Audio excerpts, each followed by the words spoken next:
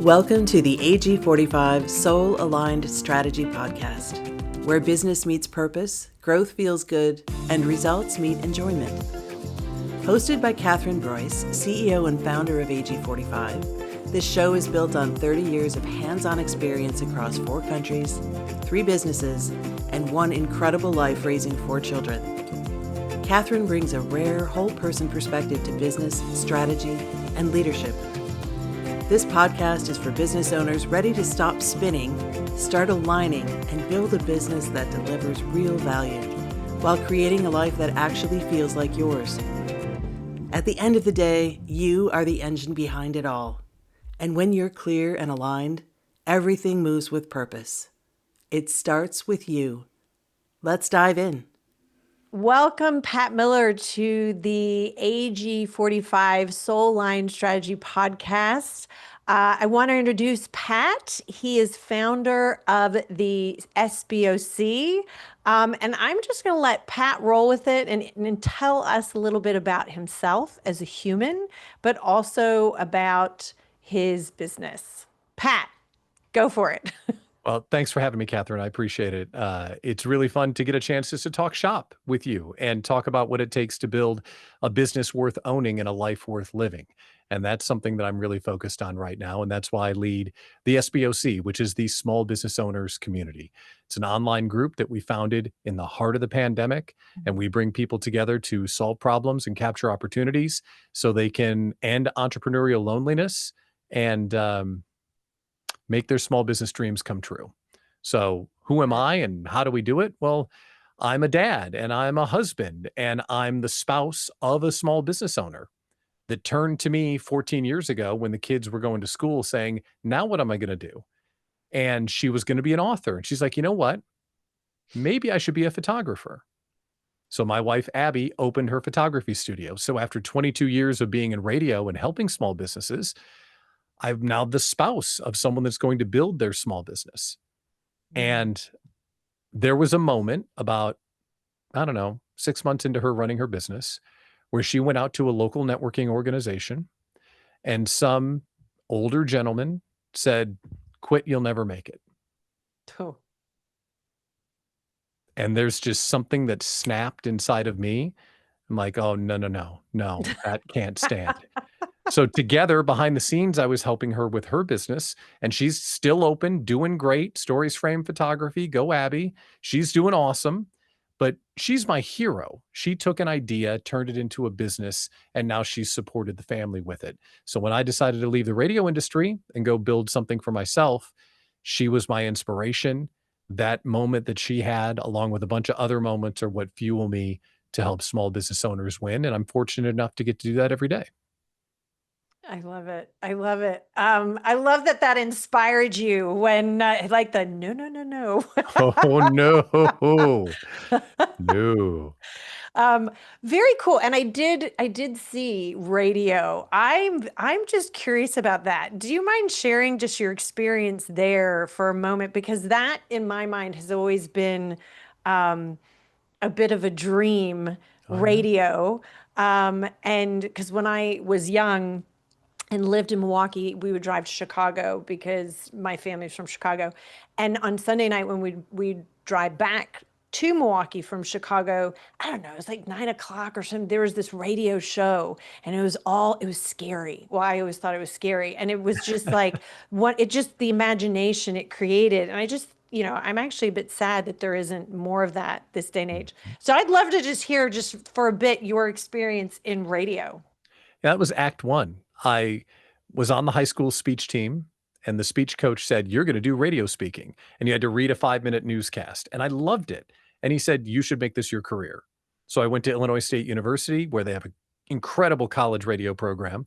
I spent every day of my entire college career in the studio, on campus, on the air, got my first professional job full-time before I graduated, became the boss of that station, moved to Des Moines, moved to Lincoln, Nebraska, moved to Omaha, Nebraska, and then came to Milwaukee, it was 14 years ago when the original 94.5 KTI got blown up and turned into 94.5 The Lake.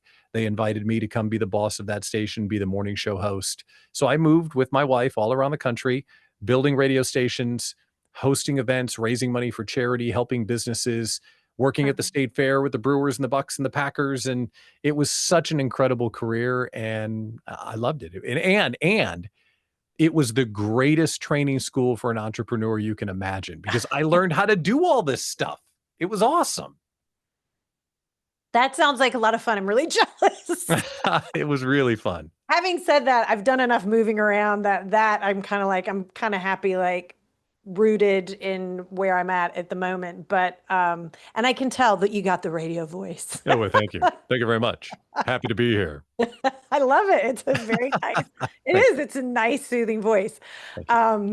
So Pat, I want to ask the standard question that we ask all guests on here, because this is about soul aligned, and then, translating that into the business. And so I'd love to hear from you how you define soul aligned and the impact you see it having in your business and or your life when you are, versus when maybe there might have been a time where you weren't.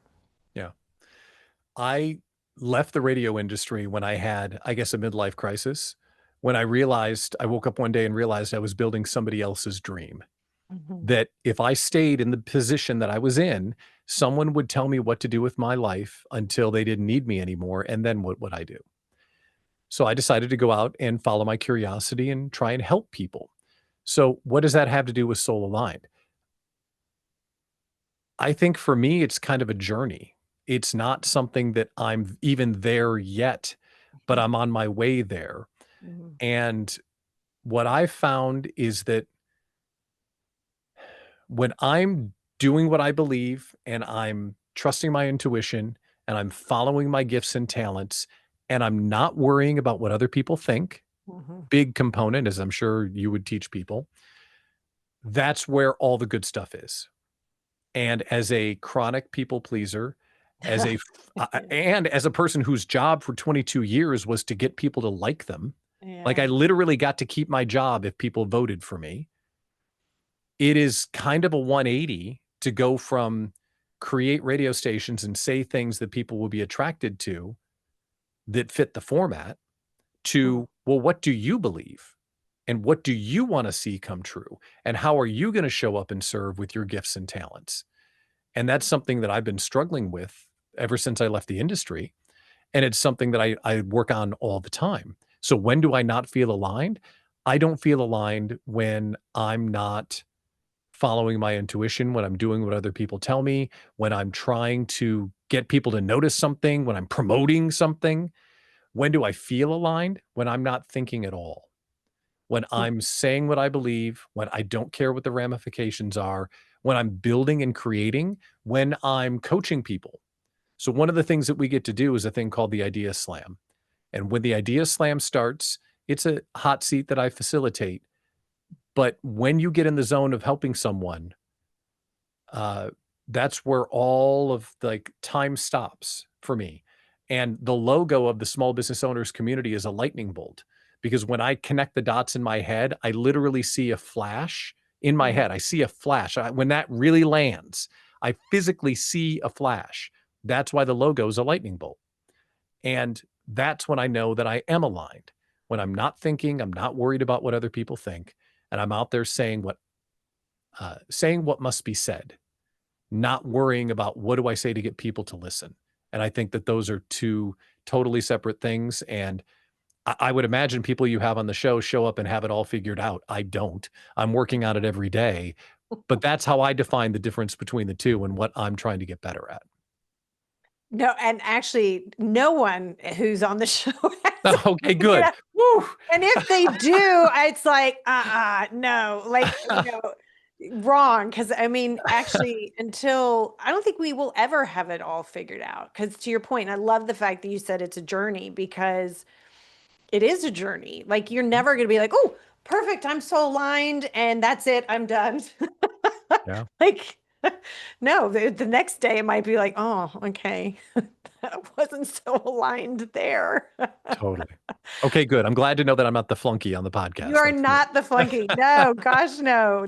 I love that you just the transparency and just being like, I don't have it all figured out. Mm. Because I think, and we were talking about this before, is like, in particularly this day and age with social media and all of that, everything online, it's people showing about how great they are or how great their life is. And as humans, our first thing that we do without thinking about it is we judge, we analyze, we critique, we compare, and this is going on without us even thinking. And so when all of this stuff is coming at us subconsciously, we aren't even realizing that we are automatically doing those things like, gosh, I'm Mhm. not doing what they're doing. Maybe I should be doing that. Or, look how great they look. Why don't I look that great or whatnot? And so I think being a bit more real and being like, hey, life is tough or don't have it figured out or I'm misaligned or whatever, I think Mhm. is that's what I'm more interested in. Yeah. There's a As lot of clay here to mold. there is a lot of clay. You know what I just realized? I just picked up like I have this Tide pen. So I've been like to like, with the Yeah. stains or anything that comes on. You said something earlier. Not many people actually say this, and so it stuck with me. And you've used this, I think, twice, maybe three times. You used the word intuition. Mhm. And first of all, I love that you did because um, it is our intuition, which everybody has. Not everybody is awake to it. Is such a guiding, and you said lightning bolt, but such a guiding light to whether or not we are heading in the right direction. My question to you is, how do you know it's your intuition talking to you versus something else? I know you mentioned the lightning bolt is one, but is like, how do you know? I don't know if I do all the time. I wish I could clearly call balls and strikes on what's intuition and what's not. But I do believe that we're constantly lint rolling input and inspiration and feedback and observation, maybe comparison and all the other things that you mentioned too. But I'm always kind of noting things that are interesting, and it all goes into the circular file in the back of your head. And then there's a time when it comes out, and there's a time when the dots connect. I read a book a long time ago that that's the secret to creativity is simply connecting disconnected dots. When you can make two things connect that don't normally connect, it looks creative. And when I'm asked to solve a problem for someone or think about something differently, I really try to get as much distance from their issue as I can and really think about what are we trying to do here? What does the answer look and feel like? What are we trying to accomplish? And really boil it down to as simple as we can get. And that's where those intuitive answers come from because they are simple. They're feelings, they're insights, they're natural. So I don't know when it's intuition and when it's something I read 5 years ago, but it I find that the really ones like the ideas that I would call intuitive, not only are they the best stuff, I think, they're also effortless. They just show up. Like, "Hey, by the way, here's the answer." It's not something that I really have to deduce if I can quiet and get distance from the drama around the issue. Another thing that someone taught me that took me years to figure out how to actually implement, which is putting as much distance between the cause and the reaction. Like, here's the issue, and trying not to react to the issue for as long as you can. Wow, your biggest client canceled. Okay, let's do something about that, but let's not react to the cancellation. Like there's space there, and by making that space, you can choose how you respond to it, and sometimes save a deal or come up with an intuitive answer that doesn't take you off the rails. But that space, that letting the room to breathe for simple, clear answers that can come to you intuitively, I find that those are the best ones, but I don't know which ones are intuitive and which ones aren't. I like the word space. And because when we give ourselves space, we can step back and actually see more clearly. When we are in the tornado of thought, is what I call it, we cannot. And I love that you used an example like your biggest client cancels, or Mhm. um, I like it to tell myself as well as people who I work with, when something bad, and I'm putting it in quotes, seems to happen. My first question is well, is it? And not everything is as it seems. And I know that's I think that came from like Kung Fu Panda or something, but I mean, like, you know, it's like I think it was the turtle or whatever, the wise one of like, not Yeah. everything seems. But it's true because like, have you ever like I'm sure you've had something happen to you where at the time you're like, oh my gosh, this is horrible.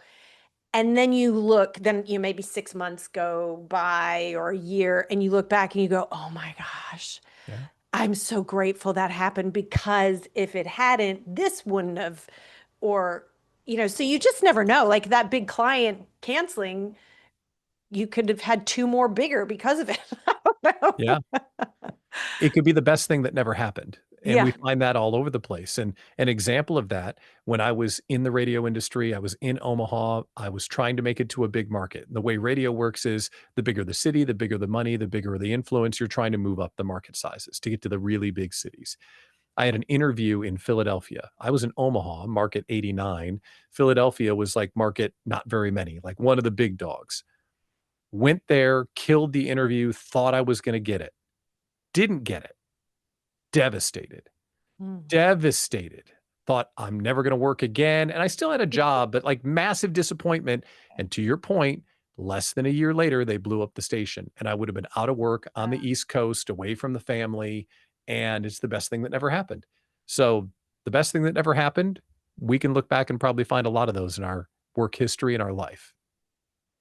Yeah, and that's like, and if we can think that way as much as possible, I'm not saying like obviously it's okay to feel disappointed. It's okay to have those emotions in the moment, but if we're able to step back and, as you say, have the space to at least maybe even have that thought of like, huh, what if this isn't actually bad? Yeah. Or, the best thing that never happened. Is that what you said? Yeah, best thing that never happened. Yeah, and a thing that we did in radio all the time is that we always look for the opportunity and the challenge. Like, when something bad happens, that is an opportunity for good things to happen. Mm. So, we got a direct competitor in the radio industry, or your biggest client cancels. Wow, that's really terrible, but whoa, I was spending 20 hours a week servicing them. Now I've got an opportunity to redeploy that time, double my rates, half my work. So how might that look? So Yeah. in chaos becomes opportunity if you choose to take that mindset when Mm. you're dealing with those kinds of things.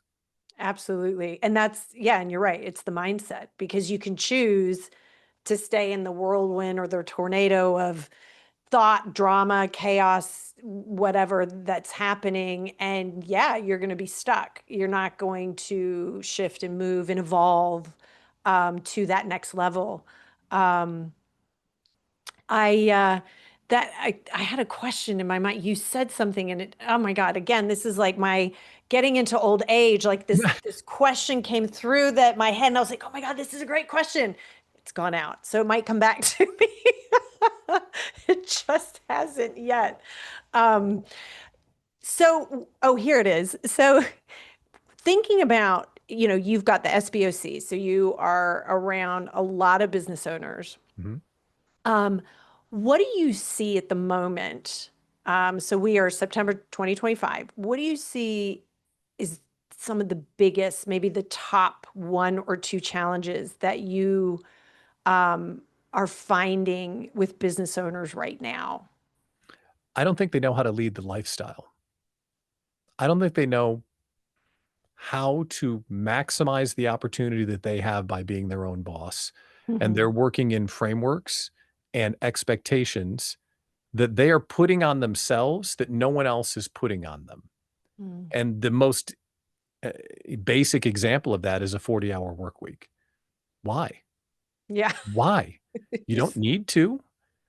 You don't need to. We took one vacation this summer. Why? Mm, There's no surveillance camera in the sky waiting for you to clock in and clock out. mm. You can build a better business and you can make it work for you and have a business that doesn't own you the other way around. That's one of the big ones that I Mm. see, is that people don't know how to lead the lifestyle. And the other big one, and I'm sure you help people with this all the time too, is they don't charge enough. They need to Yeah. quit charging too little. The world has gotten way more expensive. Mm. I was just doing research for the keynote I'm giving at our conference. September 2024 to now, 2.4% consumer price index change. Mm. So if you had $100,000, that same spending power is on now like $97,000. So if you haven't raised your rates across the board Mm. by at least 2%, you're now Yeah. losing money. And everything got more expensive and people are terrified to raise their rates and it's ridiculous. So low rates and not knowing how to lead the lifestyle, those are the two big things that I see right now. That's interesting. I think it's, to the whole lifestyle thing. And so, I was overseas for 22 years. So London, Singapore, Australia.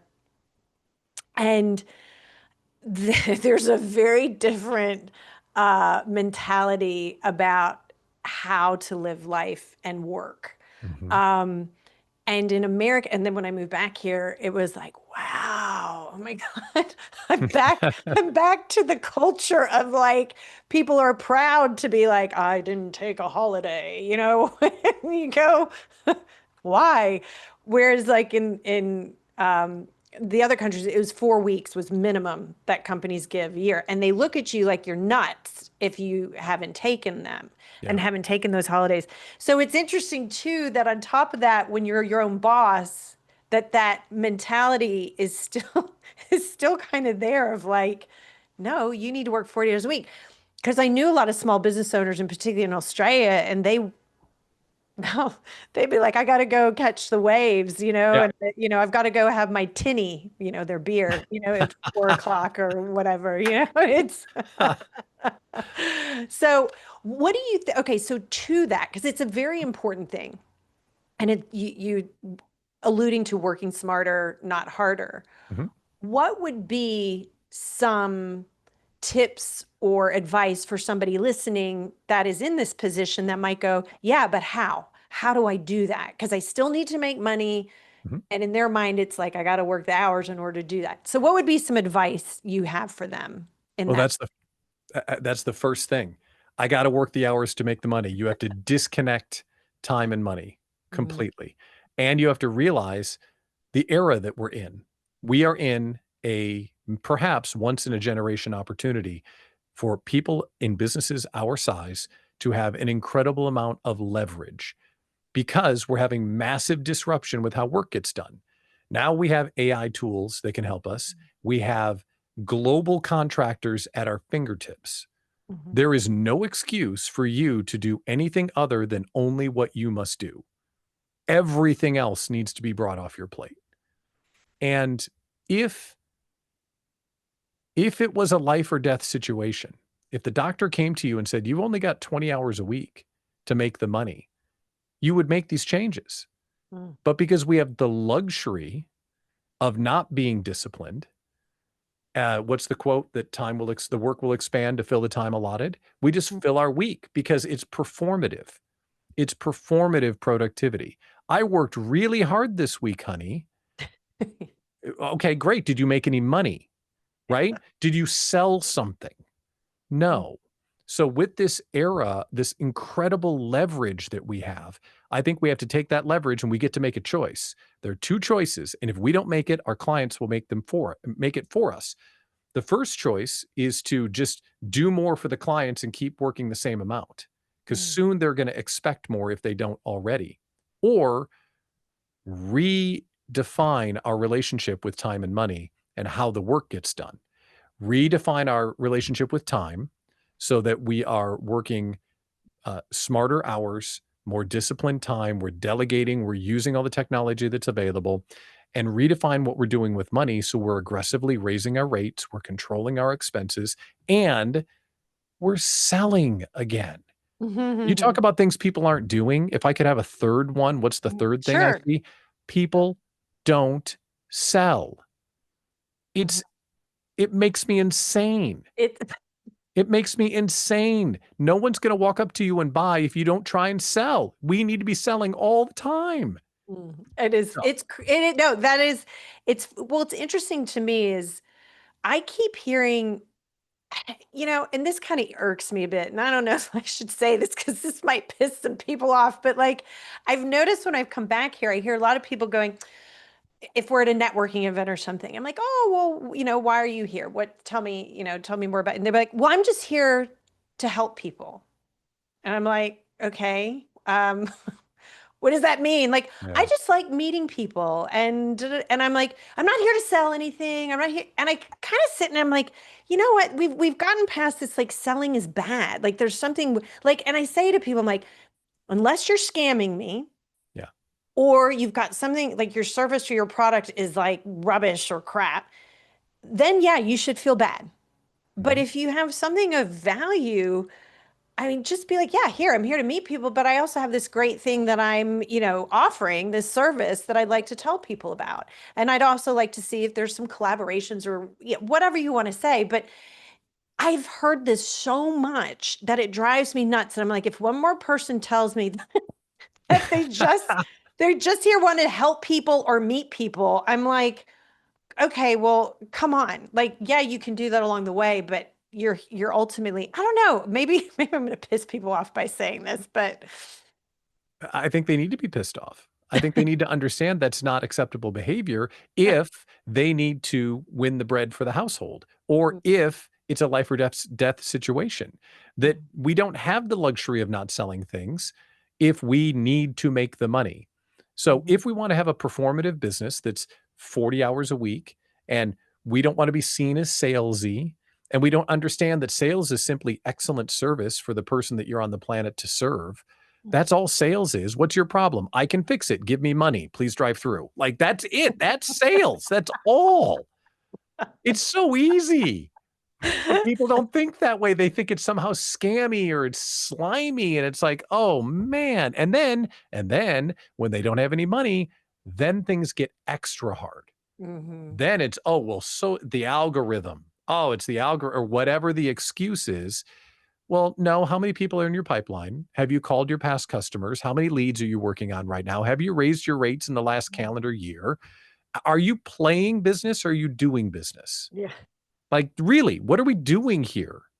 So I'm with you. And if they're going to be pissed at you, they'll be pissed at me too, because, eh, and because you're here to help people, you want to help them win. I want to help them win. And this is what they need to hear. Yeah. This is what they need to hear if they want to stay open, It's very, very true. I love that, playing business or doing business. right? Yeah, there was someone that I was potentially working with. One of the partners has owned a business. The other partner, they're siblings. Um, Potential partner has been an employee. And then you can always spot there's a different mentality of an employee mentality. Not that there's anything wrong with employees, Yep. and an entrepreneurial business owner mentality. And they were offered this opportunity. And the employee sibling was saying, yeah, no, I just want a business that I don't have to do much. It's going to run for me and it's recession proof. And Yeah. I was like, I'm like, I don't think there's many of those out there. Like, running a business is hard work. And I think there is this naivety um, that a lot of people have, like, oh, I want to be a business owner and it'll be so great and whatnot. It's hard work. There is a mentality that you have to have in order to be successful. I mean, what are your thoughts on that in the sense of if someone were to just say to you, Pat, and they are an employee their whole life. I would really like to be a business owner. I think it would be really cool to be my own boss. What would be your advice to them or questions that you would ask them first? I would ask, do you want to get comfortable selling things? Mhm. Are you willing to do the work to ask people for money? And that's the very first decision tree question. If the answer is yes, we can continue talking. If the answer is no, go work for someone who is. Mm, That's the first filter question. And if they mhm, don't pass that, we don't talk anymore. If they mm, really want real guidance, yeah, I'm willing to go out and sell things and ask people for money. Okay, great. What are you going to do? Well, I kind of like this. Okay, cool. How are you going to do it differently? Oh, I don't know. Okay, well, figure that out and then you can go open a business. Well, how do mm, I know if it's going to work? You need to go talk to people and you need to show potential clients, this is what I'm going to go out and do. And here's how I'm going to do it differently than all the other service providers or whatever they're going to do for a living that already exist. The differentiation both of target market and services rendered mixed together can make you one of one. You can be the car wash solution for left-handed dogs in Waukesha County. You could be the only one that does that. And there's a business there. There's all these other car washes, but this is the one for the left-handed dogs. So like we have to get them to the idea that, yes, I'm going to sell something and I'm willing to do something that's unique. mm, If you don't do those two things, you're really going to be charging uphill. mm. I absolutely. And I think that is that first one and that whole it's a mindset thing because Absolutely. if you aren't because selling is putting yourself out there. It's putting yourself out there. And I think that first people who have that entrepreneurial spirit, they're not afraid to do that. Like they are like, yeah, I will put myself out there. Um, but there may be this aspect of them not knowing how to do that. But when somebody has that employee mindset, this is where I see is just the difference in the sense of that they aren't willing to take the risk or bet on themselves. And they think it's just something that, I don't know, it's like a cool thing. I can just run a business and I can bring my skills and that's all I need to do. Yeah. I don't know. It's like, well, huh, not so sure about that. Um, I want to switch gears because I want to ask a question in terms of a time as a business owner that you look back and you go, oh man, that really was a not so great decision at the time, or a mistake. Um, is there something that you can think of that you're willing to share? And then from that, what you took away or learned from that? Early on in the business, maybe a year, maybe two, I had been trained to be a facilitator. I love getting people around a whiteboard. I love bringing people together. So building a mastermind product was a very simple solution to do that. It allowed me to do the MC thing. It allowed me to be the brainstorming guy. It allowed me to manage the relationships. And I still do them to this day. But when I started, I did it wrong because I went for quantity and a low price. Hmm. And here's where it went wrong. It went wrong because I was really good at selling it. And I woke up with 4 different masterminds every week, Oh 6 gosh. people in a mastermind almost every day of the week. And when you have that many people in your program, the numbers at the end of the month don't look terrible. Mm, But it was absolutely exhausting. I wasn't giving my best to the clients I was working with because I was exhausted, and there were so many of them, it wasn't a mm, true partnership. So looking back on it, when I say, oh, raise your rates, quit charging too little, like I've lived that life. I know what that's like because the danger isn't low rates don't make you enough money. The danger is low rates get you too much work and your ship hits the iceberg. Like mhm, you totally burn out and you hate your life. mhm. So that happened to me. And since then, I've remodeled things and do things differently, charge more money, blah, blah. But that was the big mistake is I undervalued the programs and then did a good job selling them. And I was so successful, I was miserable. Yes. Well, and so, my business is Accelerate Growth 45. And everybody has this idea that, oh, we mean you've got to scale and you've got to grow to the biggest possible way. It's like, no, it's growth, and growth can mean different things in terms of whether that is, growing your business, but it's growing your bottom line, not necessarily, the numbers, the revenue, not necessarily the people. I did some business development for a colleague of mine, who's in a consulting in the UK. And I looked at his numbers and his books, and I was like, he grew massively over a period of time because there was an explosion in this space. And he went from under £1 million business to almost £3 million business. But he had, I think at then 20 people and, all these things of managing. His profit went down. His time went up in terms of spending on the business and the stress. And majority of the business came from 2 clients where I was like, what happens if one of these clients, and guess what happened? Yeah. One ended up like skirting away, just because usually there's a lifespan of about 5 years in the larger consulting gigs, and the second significantly reduced. And so then that business like completely shrunk. But the profit went had to let people go, but the profit went significantly up again, and the enjoyment.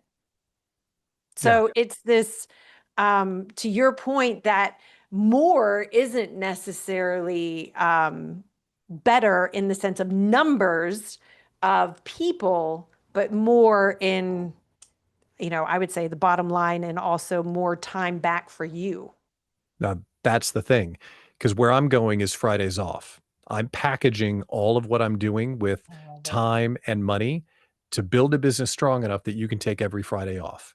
Because people that do what I do, people that are their own accounting business, people that are a website developer or a photographer, there's no reason why they have to work on Fridays or have complete control of their time and money so they can build it however they want to build it, provided they value time as compensation, which we all should. So let's make a big pile of money, and let's make sure that our business is set up in a way that we can enjoy the fruits of our labor. Because when we went back to that conversation and you said, okay, here's someone that's just starting out.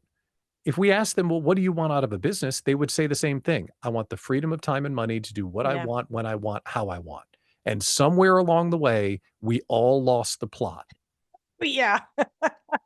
And I'm trying to bring them back to it, because that's where we got to go. And I think that's a contemporary version of what success looks like, because we have the ability right now to make that happen if we have the courage to make the changes necessary to go that direction. So when you said time, I'm like, bingo, that's exactly it. That's where I want to take people. Time. I mean, I'm actually thinking with my business is having Decembers and Julys off, and actually scheduling the clients around it, because most people anyway in December, they're all winding down as it is. In July, people are like, they're off at the lake house or Florida. Well, no, maybe not Florida in July, but they're doing, they're doing other stuff. And so I've been thinking about that, going, I'm really digging that idea. I think that would be incredible.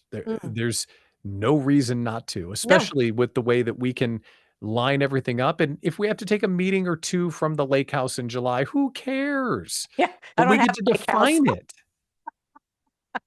Not yet. Not yet. Not yet. That's a different story for another time. Pat, I love it. This has been really a fantastic conversation. I have thoroughly enjoyed it. You are speaking my language in so many ways, and I'd love to have you back another time. So I appreciate your time spending with us. It was an honor and a privilege, and I love the conversation as well. Ring me up. I'll be right here. I'd love to do it. All right, will. All right. All right, Pat, thank you. Thank you.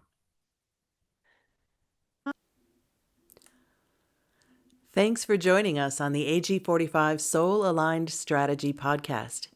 If you're ready to align your soul with your business, take back your time, and grow with intention, we'd love to connect. Visit accelerategrowth45.com to schedule a call, apply to be a guest, or take the next step toward building a soul-aligned business. At AG45, we believe when business meets value, wealth meets legacy, and time meets freedom, the journey becomes truly enjoyable.